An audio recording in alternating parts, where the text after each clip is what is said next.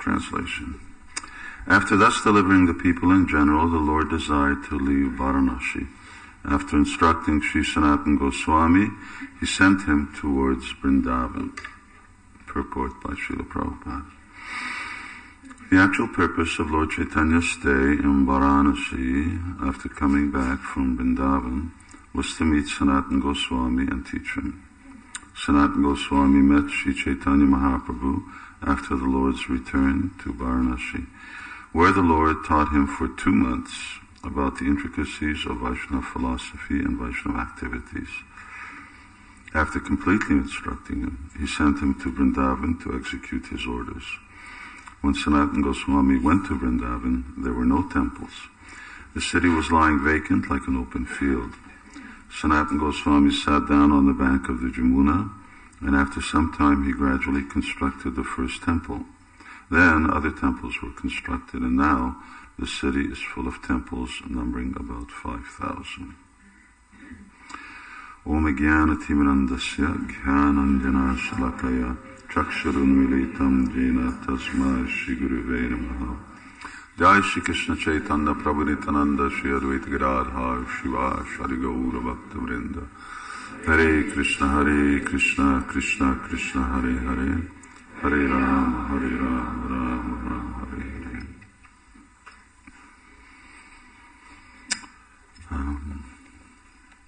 In 1973, that was 41 years ago, Prabhupada had this chapter of Chaitanya Charitamrita published, and we were distributing it on the street as a little book. It's called this, Lord Chaitanya and 5 Features. And it's really quite interesting. This is not a beginner's book. It's not a bridge book. It's straight in your face, very heavy personalist philosophy, how to defeat impersonalism.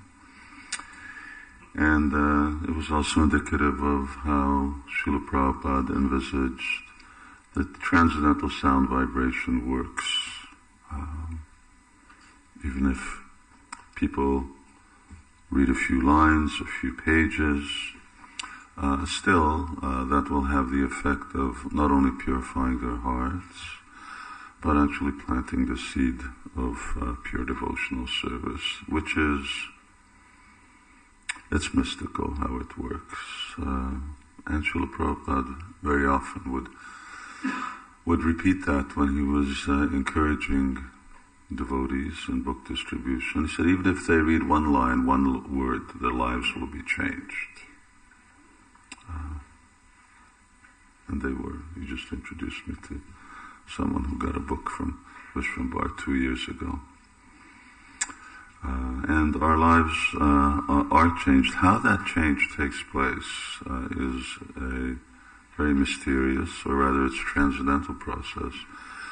And because we're conditioned souls, so transcendental things are very mysterious to us, or even perhaps sometimes unbelievable how they happen, but they happen. And these are not just Srila Prabhupada's exclusive statements, but you find them in the Mahatmyas relating to scriptures, like Gita Mahatmya or Bhagavat Mahatmya, which states that if people remember, if they read one verse, if they remember one verse, if they just remember the word Gita at the time of death, then they're liberated. And that's pretty extraordinary. Of course, what does liberation mean? Liberation won't necessarily mean that they're going back home, back to Godhead. Depends what consciousness they're remembering that word Gita or Srimad Bhagavatam. And so much emphasis is therefore placed on our not just distributing books, but reading them. And although Srila Prabhupada did place so much emphasis, but he made some very strong comments to book distributors when they weren't reading his books. He says, You're distributing, but you're not reading. He says, so what's the use? Well, what is the use? Srila Prabhupada, and here at the conclusion of Chaitanya Charitamrita, he says, I've written this Chaitanya Charitamrita especially for my followers.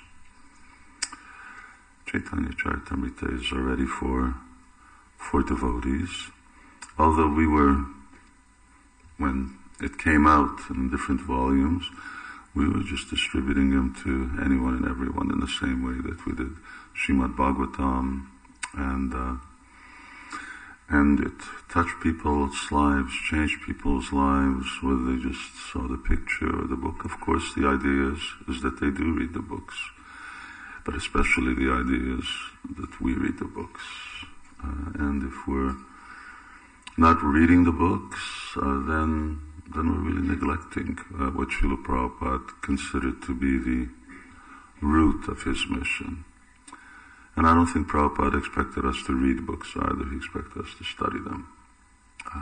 That nowadays there's such an explosion, information explosion, and even in the Krishna conscious movement there are so many books. But all these books are actually secondary, at least secondary in importance and secondary in priority. When devotees say, I don't have time. Well, if you don't have time, at least have time for these books. It's said that Srila Prabhupada said these are the law books. Something written down somewhere. That's why I use the word it's said. It was in a car trip when Srila Prabhupada told one of his disciples. So Lord Chaitanya in 5 features. Panchatattvatmakam Krishnam Bhaktarupa Swarupakam Bhaktiavatara Bhaktyakam Namamani Bhakti Shaktikam. I believe Dhananjaya Prabhu, wasn't it Prabhupada actually gave a lecture on this verse at Conway Hall or somewhere in London. It's in the Prabhupada Lilamrita, and it was like above everybody's head, and Srila Prabhupada was just going on, getting into detail of Panchatattva Krishna Bhaktarupa, and that's what the Swarup is, and who the avatar is, and Bhakti Shakti, and Prabhupada just continued speaking.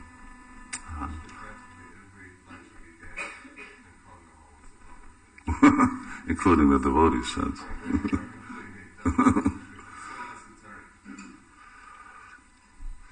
Because not only the content is important, and of course it's not that we should always shoot above people's heads. Generally it's good to... But Srila Prabhupada was motivated by his own ecstasy and his own purposes. But still, the sound vibration itself, speaking the truth. Of course, the truth is a novel thing in Kali Yuga, because Kali Yuga means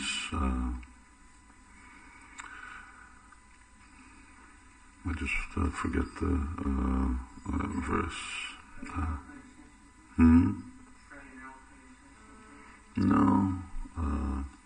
Tata chanudagam dharmam satya socha kshamadhaya kalina balina rajan. They're stated that truth or honesty becomes like a unappreciated commodity. What to speak of that it's lost, but people don't even appreciate it anymore. But when you speak the truth, and what to speak of when you speak the absolute truth, the sound vibration itself just touches the heart, touches the soul, and Chaitadarpana Marjanam.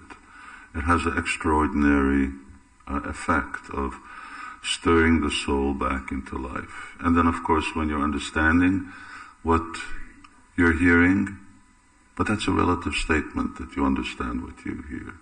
Dehinosmin yata dehe. You're not this body.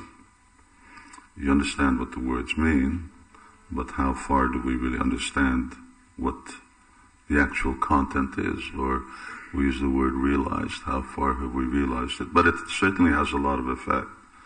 We repeat it, despite the fact that we may have not fully come to this Brahmabhuta platform, to the spiritual platform. It has effect on others. So extremely extremely potent, and we were distributing those little books with the brown cover, and Prakashananda Saraswati just approaching Chaitanya Mahaprabhu. Don't sit in this contaminated place where everyone is washing their feet. He says, "Come inside." That was the picture on the top. So here,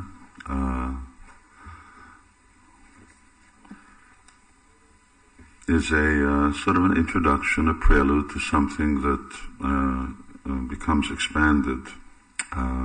Chapter 19. Chapter 19 is Rupa Shiksha, and then from there on in Sanatan Shiksha. 20 to 23, 24. Anyway, those chapters of the Madhya Lila. And, Krishna spoke to Arjuna, Prabhupada would say 45 minutes. And Krishna spoke to Uddhava, that's probably somewhere around the same period of time. Just imagine 2 months. It's 2 months. Chaitanya Mahaprabhu is personally instructing Sanatana Goswami for 2 months. So what we see in those 4 or 5 chapters of Chaitanya Charitamrita is really Kaviraj Goswami's summary of what Lord Chaitanya's teaching. How many hours a day, that we don't know. But it emphasizes, or it points out to us, what a exalted position Sanatana Goswami has within our Gaudiya Vaishnav Sampradaya, and how much, and how high esteem Chaitanya Mahaprabhu held him. When Sanatana Goswami first came to Jagannath Puri, and when he went there, he came through this Jharikanda forest, and he contacted some kind of very both painful as well as unattractive skin disease. Just the other day I was thinking that when Rupa Goswami is talking about Gangam Buddhapena Pankar, when he's talking about how the contaminated body of a devotee, that even though a devotee's body may be sickly or it may appear to be externally unattractive, I couldn't help but think that he may have been referring to Sanatana Goswami at that time. But anyway, he contacted this disease, and Lord Chaitanya would come and he would embrace him every day, which is, it's not something that you would think, that here's someone who has all kinds of pus and other things oozing from the sores on his body, and still Lord Chaitanya just embraces him, and all of that would smear over his body, and Sanatana Goswami was very distressed.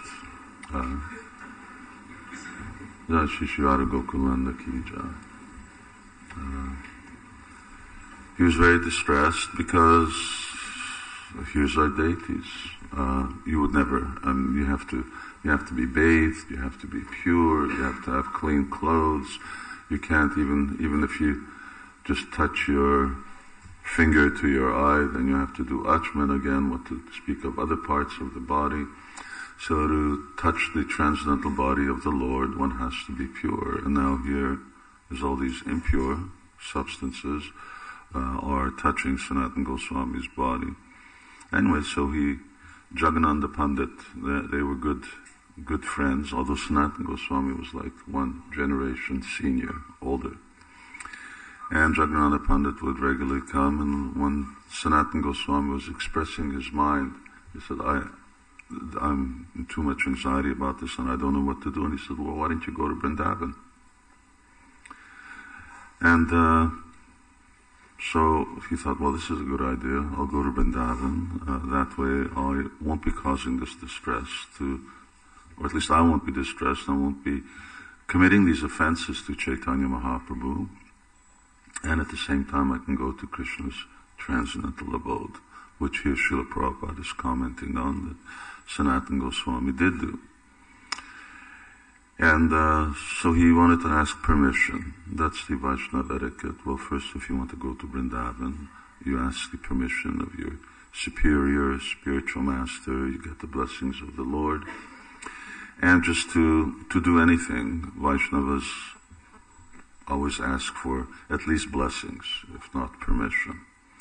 So Sanatana Goswami asked Chaitanya Mahaprabhu, he said, where did you get this idea from?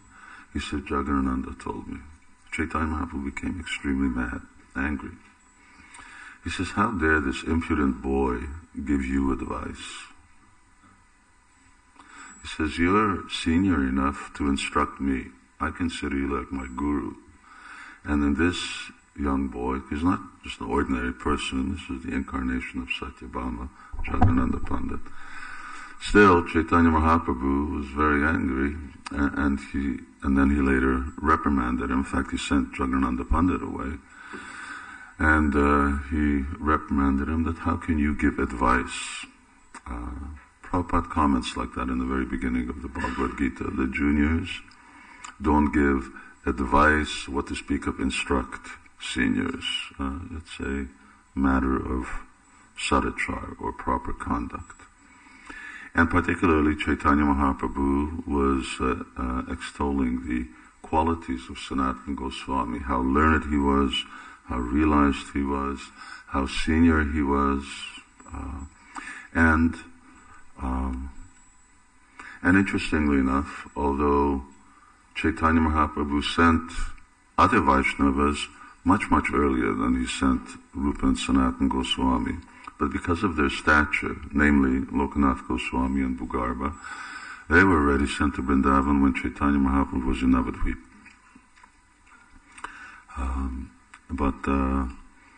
And he sent them for the same purpose, find the sacred places, and they were searching through the libraries of Mathura. Mathura was a place of learning, had always been a place of learning. And they were locating these places, and it was when Rupa and Sanatana Goswami arrived that they sort of handed over that service to them. But because Sanatana Goswami, Rupa Goswami are actually such senior persons, then Prabhupada would always say they found the lost places of Vrindavan, and it's not just they, but the verses that come later on. Kavi Karnapur gives verses of glorification of Rupa Goswami, Sanatana Goswami, and he also attributes to them the service of finding the lost places of Krishna's pastimes and beginning to establish temples. And Srila Prabhupada points out another purport later on. It says that one of the duties that Chaitanya Mahaprabhu gave them was to establish the principle of deity worship, the worship of Radha and Krishna. Because if Krishna was worshipped, generally, although there are exceptions, generally Krishna was not worshipped with Srimati Radharani. I say there are exceptions because there are exceptions. I think one of them notably being on Dhangar in Barsana. There's Radha Krishna deities there that are supposed to be 6,000 years old.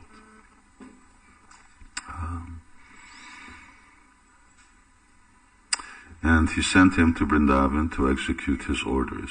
So particularly these were his orders: excavate Vrindavan, and the places of Krishna's pastimes, write transcendental literature, establish the principle of deity worship and the worship of Radha and Krishna. And I just forgot the fourth point. It was just in my mind earlier.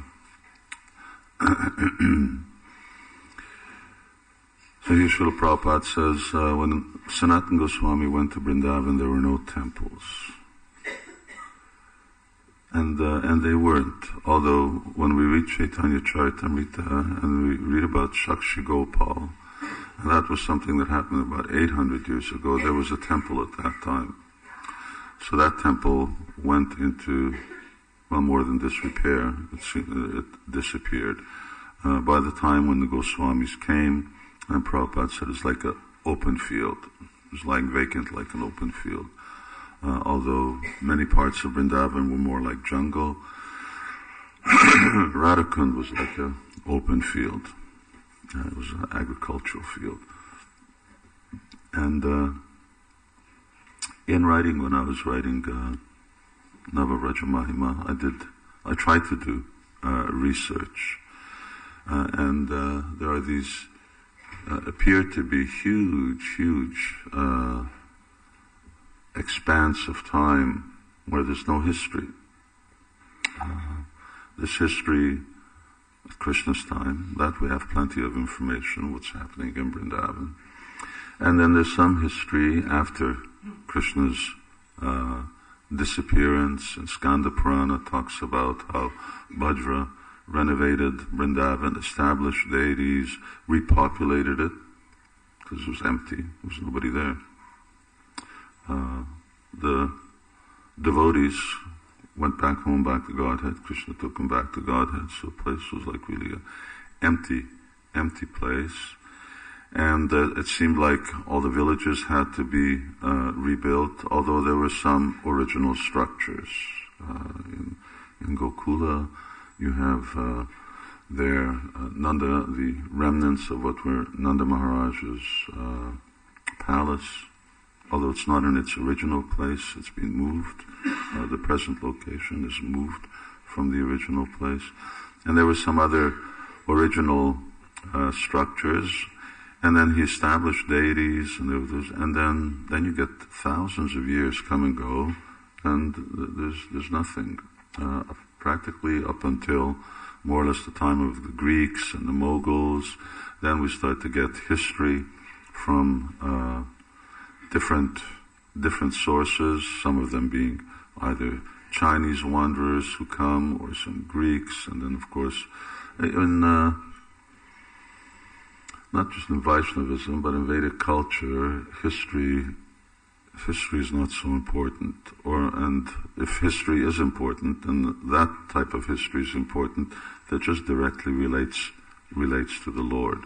For instance, Chaitanya Charitamrita or Srimad Bhagavatam itself is very much, when I was in Scotland, we were discussing this point about the actual nature of Puranic history as opposed to conventional Western concept of linear history and our concept of circular history, but just what is actually recorded, because there are things that are recorded.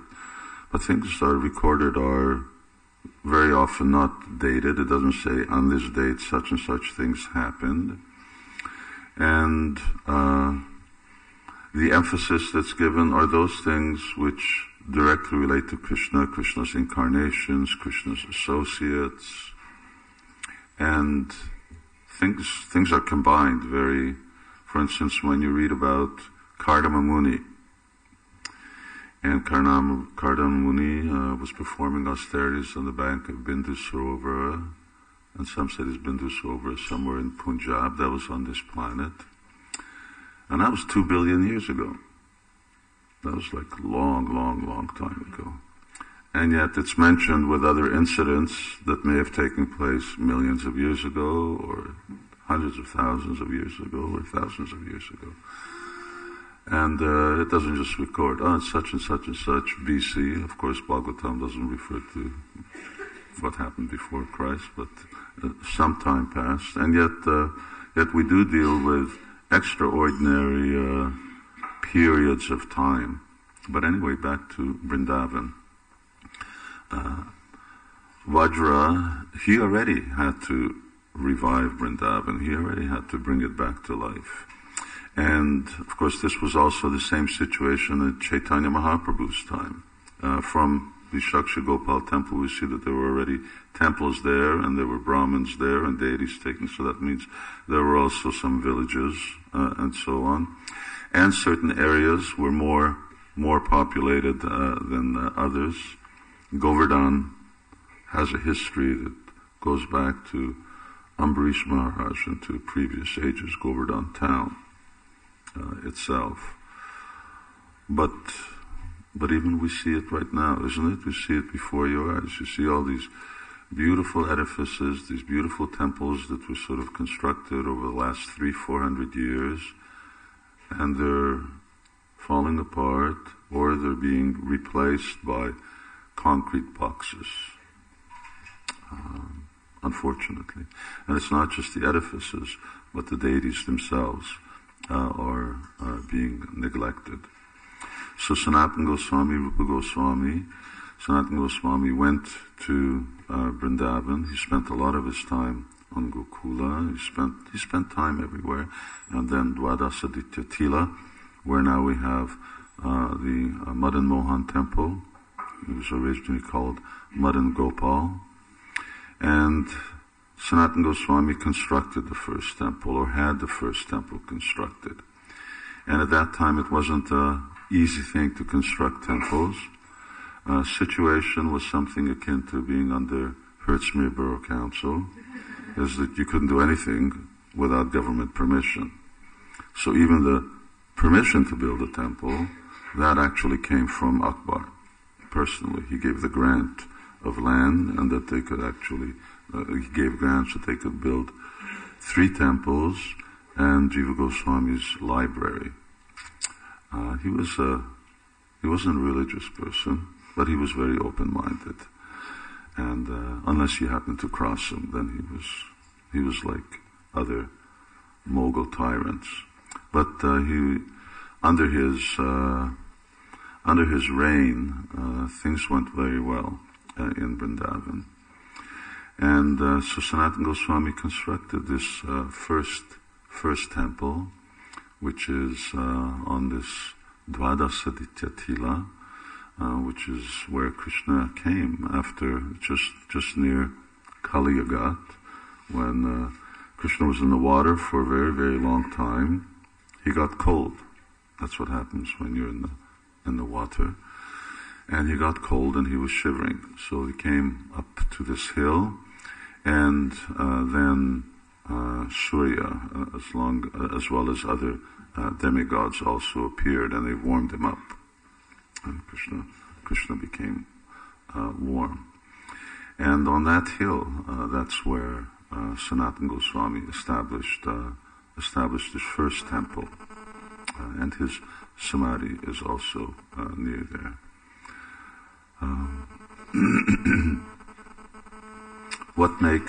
What keeps things alive? What keeps buildings? And of course the original place was actually desecrated. Even now, where the deities are, or a secondary construction. It's not the original building's there, but the deities are in another building, more recently constructed. When Srila Prabhupada was leaving, or at least those months that Srila Prabhupada was departing, he was certainly very concerned that the Krishna consciousness movement would continue. Now, it's not a given that the Krishna consciousness movement would continue, otherwise Prabhupada wouldn't even be concerned about it. And Prabhupada personally experienced how his own spiritual master's institution very quickly deteriorated and changed. We see the history. What does it mean that Krishna's birthplace, this is the most sacred place in the universe, it's the most sacred place in the material world, and yet, it's embodying the most wonderful teachings, the actual teachings of the Supreme Personality of Godhead, and that why is it that repeatedly, time and time and time again, the temples disappear, the teachings disappear. Krishna says that Bhagavad Gita, that evam parampara praptam imam rajarsho vidhusa kalineha mahata yoga nashta parantapa. That this kalineha mahata, the influence of this time, especially in Kali Yuga, and it's then even amplified even more, the influence of time, yoga nashta. What was connected becomes disconnected. It becomes destroyed. So as Prabhupada asked, will this movement go on? Then, we're sincere. It will go on. The Prabhupada said it's going to require more than sincerity. It's going to require cooperation. It's going to require organization and management. Not a word that you necessarily find in the Bhagavad Gita. But still we see, if you go to Vrindavan, for instance, you'll see many temples, perhaps most temples, in disrepair, deities being neglected. But on the other hand, you'll see some temples and some deities that are not in disrepair and not neglected. Like, for instance, Radharaman Temple, Banka Bihari Temple, although that's a newer temple. And there are some other such built. And why? For instance, Radharaman Mandir is there. You've got pujaris standing in queue to serve the deities. And in other temples, you've got the deities outnumber the pujaris by like 5-1. So why? What makes the difference between the two? Gopal Bhatta Goswami set up a very, very good structure, a very good system. Similarly, not in our Vaishnav line, but one of the reasons why Mayavad philosophy has also endured over such a period of time is that Shankaracharya was a very good organizer, a very good manager. And he set up his 4 headquarters, he set up a whole system. So Srila Prabhupada also emphasized that if Krishna consciousness movement was really going to endure, because we think about golden age, and naturally the psychology means, yes, Krishna, ISKCON is going to be the one who's ushering in the golden age. Well, history will show whether that is actually the case. And it certainly was Srila Prabhupada's desire for that to be the case. But we need to learn from history that we don't make those mistakes that others made in the past, which may have been mistakes of philosophy, but it's not necessarily that philosophy means that spiritual organizations don't endure, because we know that there are a lot of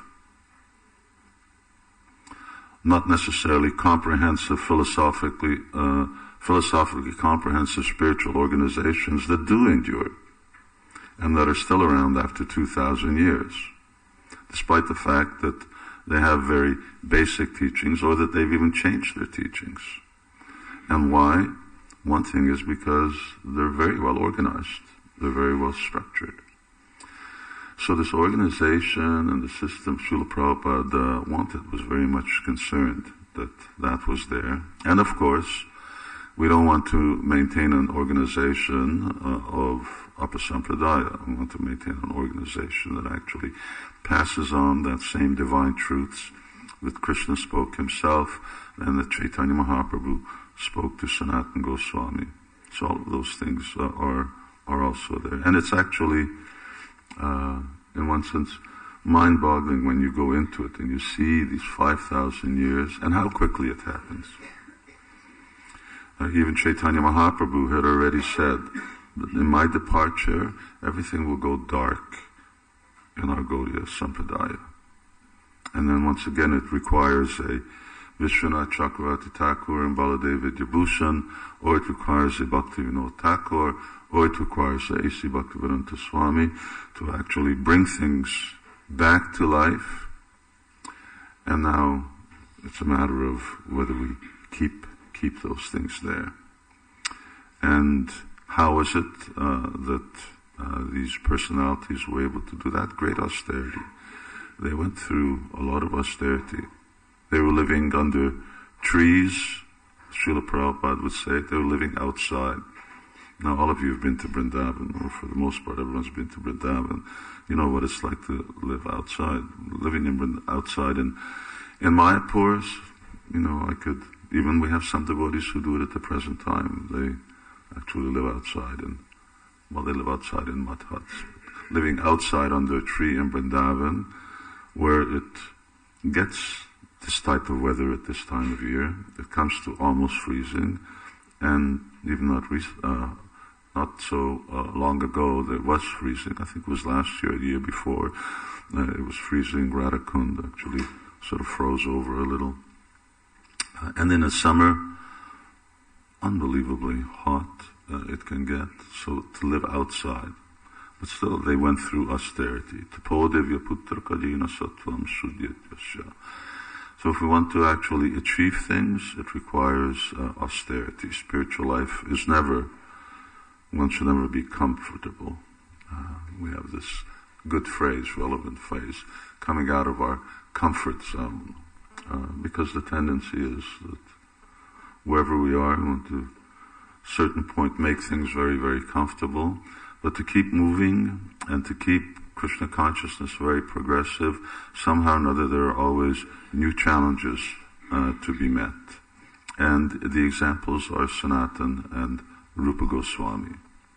Although we don't, the challenges become new because there's always new issues to be faced. So, for instance, Raghunath Das Goswami was living outside. But because he'd already inconvenienced Krishna and Srimati Radharani by, getting too close, being too much in the proximity of wild animals, or being out in the blazing sun when he was chanting Hare Krishna and being oblivious to it. So Sanatan Goswami then also told him, no, you must build a kutir. Of course, he didn't build a kutir. The villagers built him a kutir, but that's when the kutir system had started. So, but that was a change. They weren't no longer staying under a tree. They were in a kutir. And if you go to Gokula, you see Sanatan Goswami's gufa, and they also had gufas. Gopal Bhatta Goswami had it at Sanket.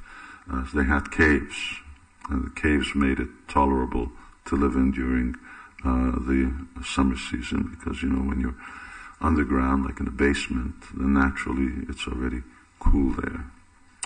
So it's pleasant. So they weren't just living under trees, but they lived under trees, and from living under trees, then, according to the need, there were other facilities provided. But still, somehow or another, despite the facilities, just like when we came to Krishna consciousness, beds was just another word for Maya. There was only one bed in Krishna consciousness movement, and that was Prabhupada's bed. And of course now there are beds, and that's fine. We move on. But still, the austerity somehow or another needs to continue to be there. And there are certain things that don't change. For instance, the austerity of going out and distributing books, the austerity of going out and doing Harinam, and specifically the austerities of preaching. As long as these are maintained, then despite the fact that we live in much more comfortable circumstances, what to speak of in India? When I first went to India, it was 1976, and or 75. Anyway, the Long Building was the only thing that was existing in Mayapur. And that was very austere. And you were in Vrindavan, and that was very austere. Or Mumbai. So now things have really changed. We have 3, 4, almost 5-star facilities for devotees who go there. And you go to India and you come back and you can do it without getting sick. Then it was just, there's no question of not getting sick. It was just a matter of how sick you were going to get and what particular thing you were going to come back with or go down with. But that was part of the austerity. And Srila Prabhupada he expected it. He expected austerity. He expected it from his brahmacharis and sannyasis and the women and the men and ultimately the grihastas, and to spread Krishna consciousness. Times have changed, but still they can't change in such a way that one becomes too comfortable and that decay sets in Vrindavan. And it isn't that some extraordinary phenomena takes place, some miracle. There doesn't appear to have been miracles for hundreds or thousands of years. It was just lost. The capital of Krishna consciousness was lost. So Prabhupada said, don't make me into an Alexander. Alexander was a great general, and he swept across Europe and North Africa and into through Afghanistan and into India, North India, mostly Northwest India. But after his death, or not even after his death, but even after he passed through, although he posted different generals in his place, but things collapsed very, very quickly. And Prabhupada was very concerned. Don't let things collapse in my absence. Just maintain them. Don't make me into an Alexander. And it's everybody's responsibility. Just recently, you heard our godbrother from in South Africa. He's not from South Africa. He's from Navadvip. Actually, Shyama Prabhu left his body, and I just got news that yesterday, Savitri left her body. Savitri, my god sister. She's up in Scotland, a hospital. And that she also left her body. So it's not the Krishna conscious movement was Prabhupada's movement. In other words, it was his responsibility. It's not that his followers' responsibility. It's not my responsibility. It's everybody's responsibility. And everyone has to feel that type of ownership. That's what it means to be Srila Prabhupada's follower or a member of the society. That I remember once Tamal Krishna Maharaj, he said it very, very beautifully. That it was in the course of a conversation, and